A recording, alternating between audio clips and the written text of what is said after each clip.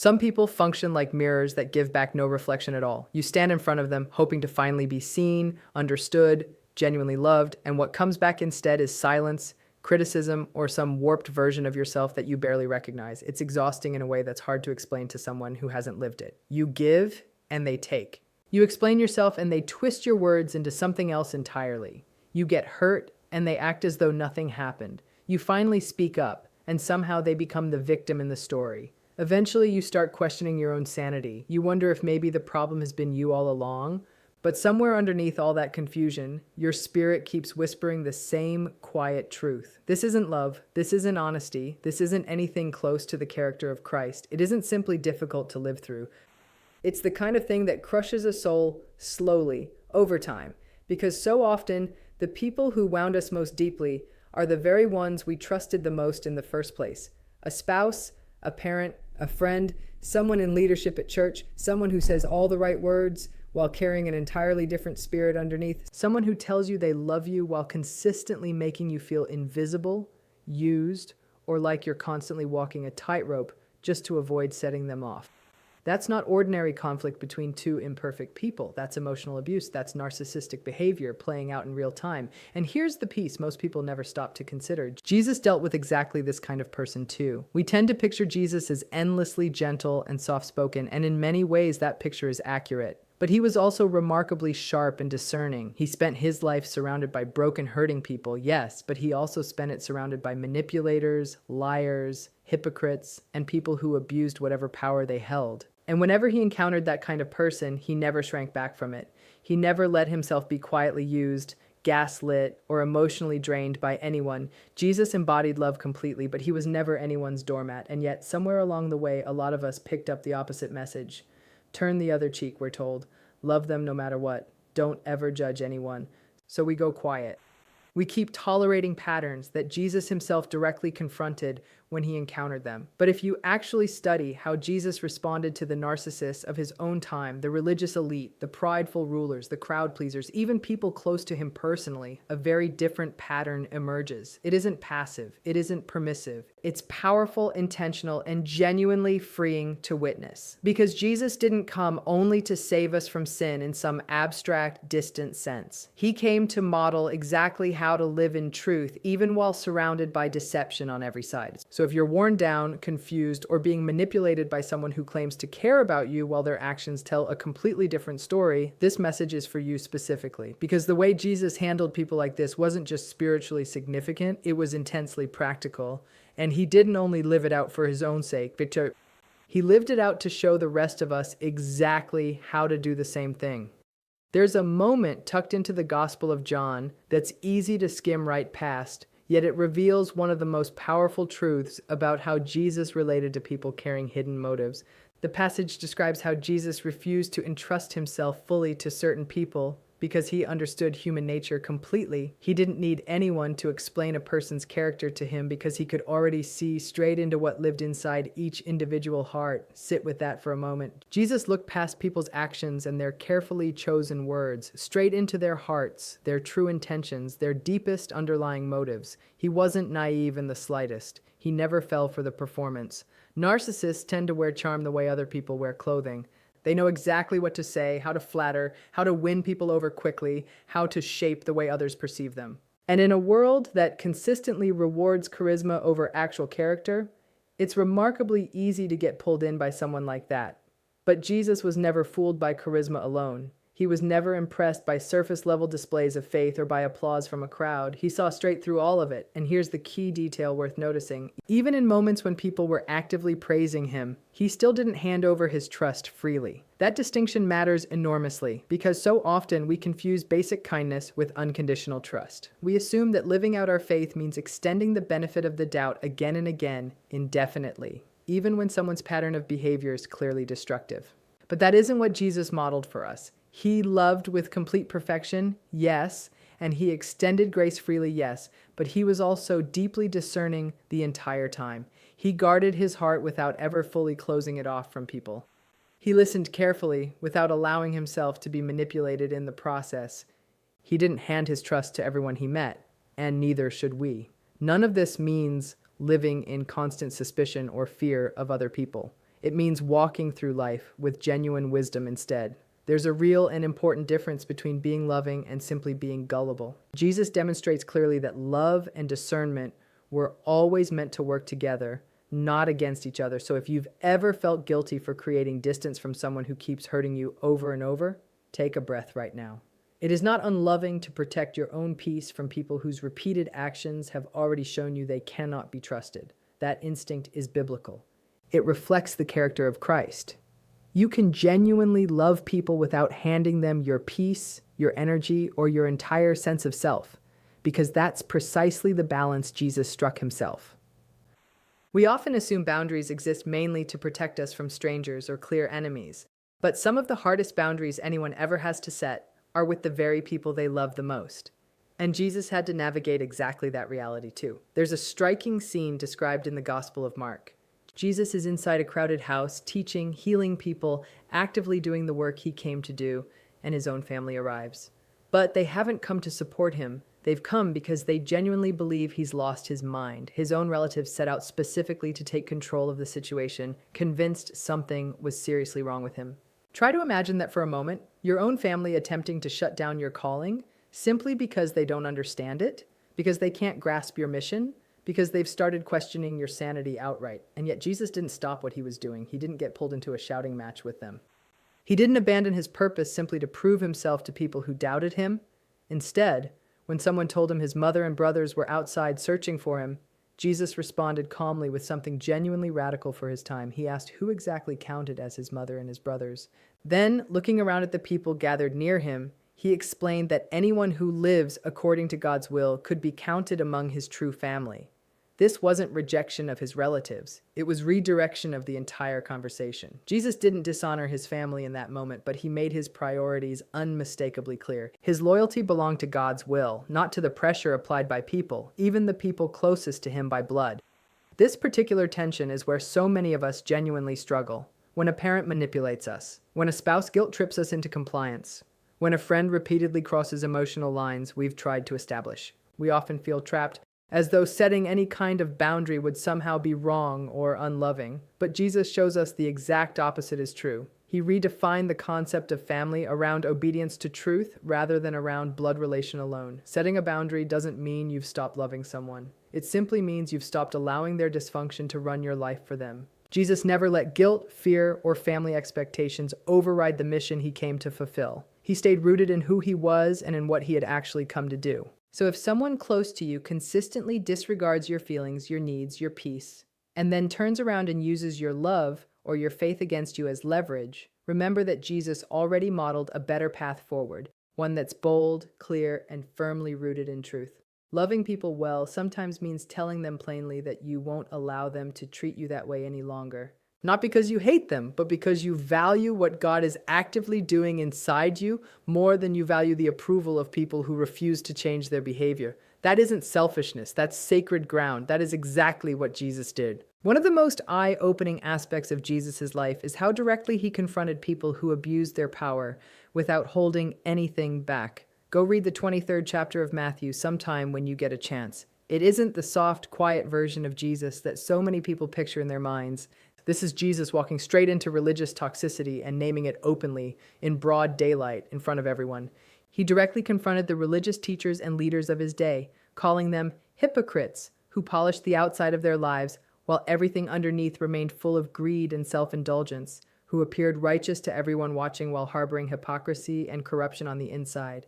That is not passive-aggressive behavior in the slightest. That's bold, direct truth spoken plainly. The religious leaders of that era functioned essentially as religious narcissists. They craved the spotlight, craved control, craved applause from the crowds around them.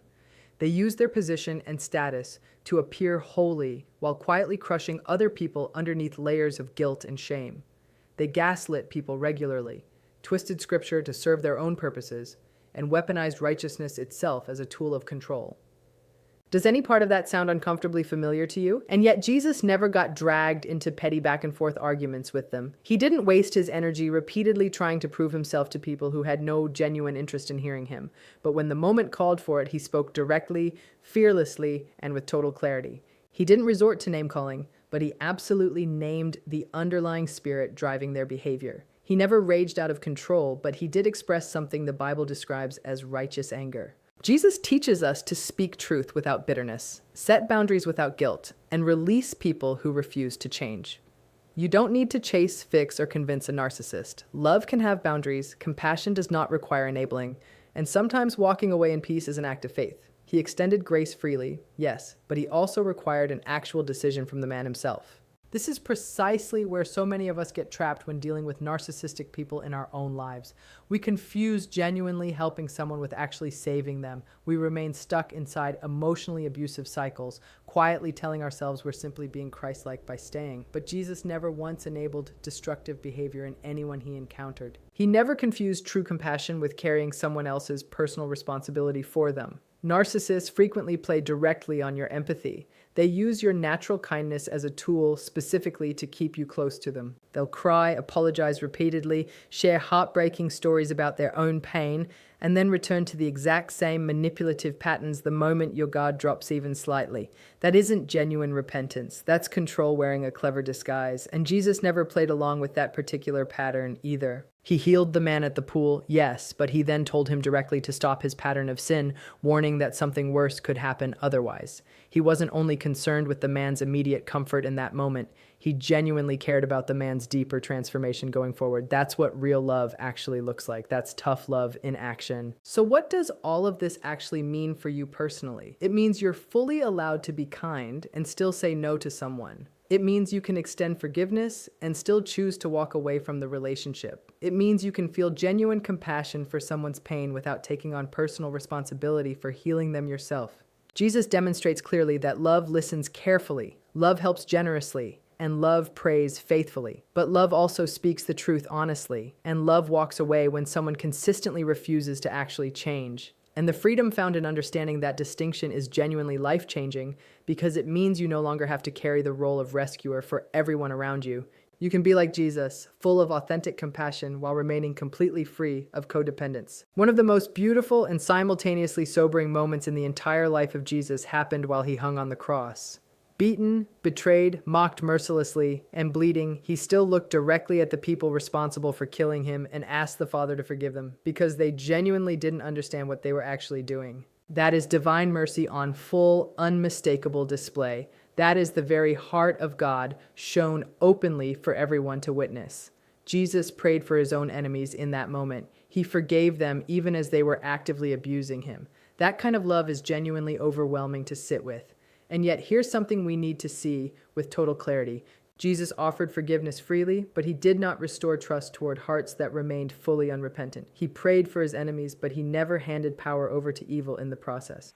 Consider the story of Judas for a moment. Jesus genuinely loved Judas throughout their time together. He personally washed his feet. He gave him a seat directly at the table during their final meal together. But when Judas made his choice to betray him, Jesus didn't chase after him or try to talk him out of that decision. He didn't plead with him to reconsider. He simply let him go his own way. Jesus called him friend in that final moment, not to somehow restore or repair their relationship, but to reflect his own unwavering consistency of character. Jesus remained true to who he was, even as Judas abandoned who he himself was meant to be. Forgiveness for Jesus was never about pretending nothing painful had actually happened. It was never about sweeping genuine abuse under the rug or keeping dangerous people held close within his circle. It was about surrendering ultimate justice entirely to the Father while remaining completely clear-eyed about exactly who could and couldn't be trusted going forward. This is precisely where a lot of believers tend to get stuck in their own thinking. We often assume that forgiving someone automatically means we have to keep them actively present in our lives, granting them ongoing access, letting them fully back into our hearts. But that isn't actually what's biblical, and it certainly isn't what Jesus himself modeled for us. He forgave freely, he prayed faithfully, but he never invited unrepentant people back into genuinely intimate space in his life. He never brought Judas back into his inner circle. He never handed the religious leaders control over his direction or purpose. He never allowed Pilate to dictate his own sense of identity. That's the exact example we need to follow ourselves. You can pray sincerely for someone and still choose to block them from your daily life. You can release bitterness completely and still maintain firm boundaries around yourself. You can forgive fully and still say clearly that they no longer have access to your heart. That isn't bitterness on your part. That's genuine wisdom in action. Jesus teaches us that forgiveness ultimately exists for your own freedom. It's about refusing to carry someone else's sin any longer, refusing to hold on to the grudge, refusing to let hatred poison your own spirit over time. But it never means pretending, denying reality, or repeatedly giving toxic people a second, third, or 10th chance to destroy your peace all over again. Forgiveness happens directly between you and God. Reconciliation, by contrast, requires genuine change from the other person. It requires real truth, actual repentance, and honest accountability. And if those things simply aren't present, you carry no obligation whatsoever to reopen that particular door. Jesus knew exactly how to love his enemies while still walking away from those who refused to embrace the truth. You're fully capable of doing the very same thing.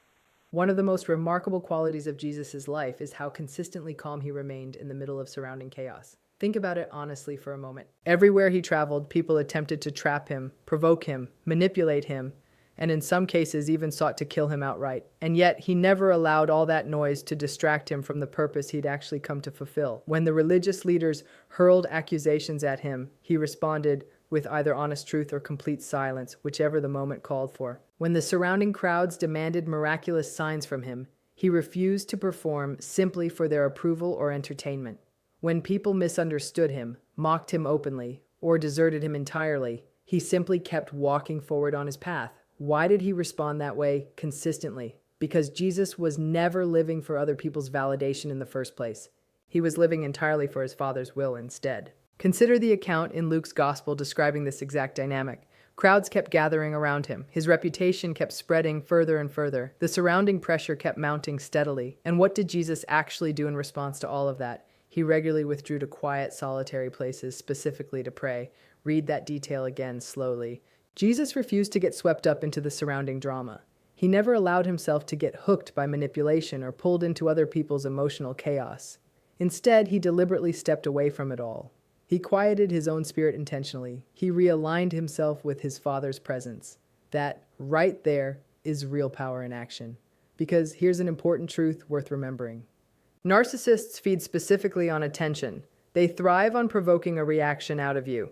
They'll provoke you, confuse you, flatter you, and attack you, all in an effort to pull you into their personal emotional vortex. And once you're caught inside that vortex, you gradually start losing your own peace, your clarity, and eventually even your sense of identity. But Jesus never lived inside that particular vortex himself. He knew exactly who he was. He knew precisely why he had come. And absolutely no one, not the religious leaders, not the skeptics surrounding him, not even the forces of evil themselves, could ever pull him off the mission he'd been given. That's the example set before us. If you genuinely want to stay free from the grip of narcissistic behavior in your own life, you have to remain connected to something far greater than the chaos being thrown at you. You need genuine solitude, consistent prayer, real discernment, firm boundaries, and clear focus. You weren't created to serve as anyone's puppet for their own dysfunction. You were created instead to walk in genuine purpose, real peace, and real power. And sometimes the single most Christ-like response available to you is simply choosing not to engage at all. Let them twist your words if that's what they choose to do. Let them make whatever accusations they want to make. Let them play whatever games they've always played. You don't owe anyone proof of anything. Your only job is staying anchored firmly in truth. Jesus never wasted his energy explaining himself endlessly to people who had no real intention of ever listening to him. He remained faithful, he stayed grounded, he stayed obedient to the specific mission he'd come to complete. You're fully capable of doing exactly the same thing yourself. When drama shows up at your door, refuse to take the bait. When guilt shows up instead, refuse to carry it. When manipulation shows up, refuse to submit to it. Withdraw when you need to. Pray consistently. Stay focused on what actually matters, because your own calling is far too significant to waste managing someone else's ongoing chaos. So what exactly do we do when we come face to face with narcissistic behavior in our own lives? When someone close to us, maybe someone in a position of leadership, maybe someone we've tried desperately hard to love well, consistently manipulates, deceives, abuses, and distorts reality around us, we follow the example Jesus already set for us. We refuse to pretend everything is fine when it clearly isn't. We refuse to make excuses for behavior that's genuinely toxic. We refuse to confuse simply being nice with actually being Christ-like, because those two things aren't automatically the same. We learn instead from the one who walked directly among religious abusers, political manipulators, controlling followers, and betraying friends throughout his entire life, and who never once lost his own identity in the process of dealing with any of them. Jesus showed us exactly how to love people without allowing ourselves to be used by them, how to forgive genuinely without enabling ongoing destructive behavior, how to walk confidently in truth without apologizing for it. He drew clear lines when necessary. He spoke honest truth when the moment called for it. He let people walk away when they chose to leave. He never wasted his energy explaining himself endlessly to people determined to misunderstand him regardless. He kept his focus fixed on his Father, and he fulfilled the entire purpose he'd been given without ever allowing other people's brokenness to break him in return. That's the model laid out for us. And it isn't merely a story preserved in ancient scripture. It's an actual roadmap for how to live your own life today. So if you're feeling exhausted, confused, emotionally drained, questioning your own worth, or even doubting your faith because of someone who consistently twists genuine love into control and honest truth into shame, it's time to come up for air. Jesus was never calling you to remain trapped inside emotional abuse indefinitely. He's calling you instead toward real freedom, genuine peace, honest clarity, and a kind of love that never requires you to shrink yourself, chase after anyone, or endlessly explain yourself just to be accepted. You can absolutely live like he did. You can love deeply and still walk away from what's genuinely unhealthy for you. You can pray faithfully and still protect your own peace fiercely. You can forgive completely and still maintain firm boundaries around your life. You can carry real compassion for other people and still say quite simply, enough is enough. Because Jesus didn't only die to save your soul from sin. He lived his entire life to show you exactly how to walk in genuine freedom, even while surrounded by people who manipulate and deceive. So walk the way he walked. Speak the truth plainly. Stand firm in who you are. Step away when the moment genuinely calls for it. Stay focused on the purpose you've actually been given, and let the peace of Christ govern your heart far above the noise and chaos that narcissism tries so hard to create around you.